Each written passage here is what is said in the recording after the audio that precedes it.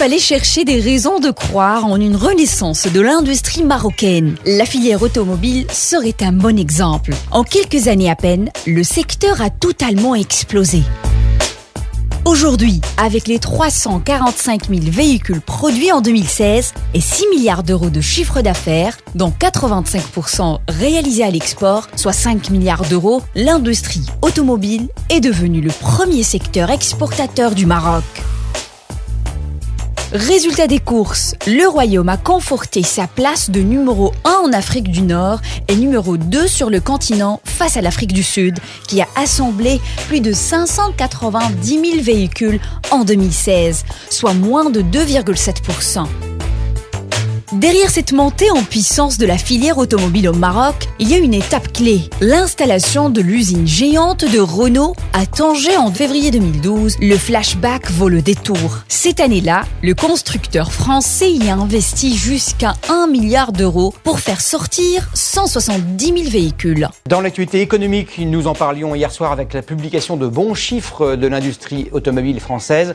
L'an prochain, après 5 ans de crise, les deux constructeurs, Renault et PSA, devraient reprendre des couleurs. Renault a construit au nord du Maroc, près de Tanger, la plus grande usine automobile d'Afrique. Renault, qui a alors inauguré sa première ligne de production de l'usine tangéroise en février 2012, ne l'a pas regretté. Il a même ouvert l'année suivante une deuxième ligne qui a marqué un tournant dans le secteur automobile et au Maroc. La plus grande usine automobile au sud de la Méditerranée était née. En juillet dernier, le groupe Renault a célébré la production du millionième véhicule à l'usine Renault-Nissan de Tanger. Au total, ce sont plus de 470 000 Sandero, 320 000 Docker et plus de 193 000 Logi qui ont été fabriqués depuis le lancement de l'usine. En plus de couvrir le marché marocain, les modèles fabriqués à l'usine de Tanger sont exportés vers plus de 73 destinations. Aujourd'hui, l'usine tourne en 3x8, 6 jours sur 7 et présente sur une capacité de production de 340 000 véhicules. Véritable moteur économique au Maroc, l'usine Renault-Nissan de Tanger soutient le développement de la marque Dacia en exportant la majorité de sa production. Une Dacia sur 2 est produite au Maroc au sein des usines de Tanger et de la Somaka à Casablanca. Il faut dire que depuis l'installation du groupe Renault à Tanger, tous les ans, le pays accueille une dizaine de nouvelles usines ou des agrandissements de sites existants. Et la liste est impressionnante. À commencer par le groupe PSA qui est venu surtout crédibiliser une fois encore la stratégie marocaine en tant que second constructeur automobile à monter une usine sur le sol marocain. L'usine de Peugeot Citroën qui a été annoncée en juin 2015, qui est en plein travaux, elle ouvrira ses portes en 2019. PSA Kenitra, qui fabriquera des véhicules compacts sur sa plateforme, doit initialement produire 90 000 véhicules. À terme, le deuxième constructeur compte produire 200 000 véhicules et autant de moteurs. In fine, lorsque la future usine de PSA à Kenitra sera opérationnelle en 2019, le Maroc dépassera le cap des 650 000 véhicules produits localement. Pour autant, ce chiffre reste loin des objectifs du Royaume, qui ambitionne d'atteindre rapidement un niveau de production d'1 million d'unités par an, avec l'arrivée d'un troisième constructeur. Je me pose la question, pourquoi juste le troisième? Et uniquement le troisième, parce que on est à deux et on en aura plusieurs. Je suis en discussion avec plusieurs. Et vous imaginez bien que je ne vous annoncerai pas tout de suite. Je vous l'annoncerai quand ça sera totalement signé. Plusieurs choses sont en cours.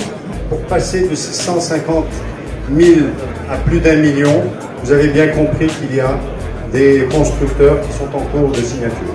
Logique donc que dans le sillage de Renault et de PSA, les équipementiers automobiles se bousculent au Maroc. Parmi les derniers arrivés, on peut citer les équipementiers japonais qui mènent ces dernières années une offensive dans le secteur marocain de l'automobile. À commencer par Panasonic qui s'implante à travers Ficosa International, qui s'apprête à lancer le démarrage de la construction de son usine à Rabat sur le site de Technopolis. Ou encore du Nippon J-Tech, spécialisé dans les systèmes de direction à assistance électrique, qui démarre les travaux de son usine, la Zone Tanger Automotive City, en 2018. Ces groupes rejoignent ainsi leurs compatriotes Yazaki et Sumitomo, qui à lui seul avec 19 000 employés dans le Royaume est le premier employeur privé étranger au Maroc. Aujourd'hui, ces groupes japonais disposent de 19 usines dans le pays. C'est dire que le tissu de sous-traitants automobiles, au nombre de 200 provenant d'Europe, d'Asie et des États-Unis, continue de s'élargir.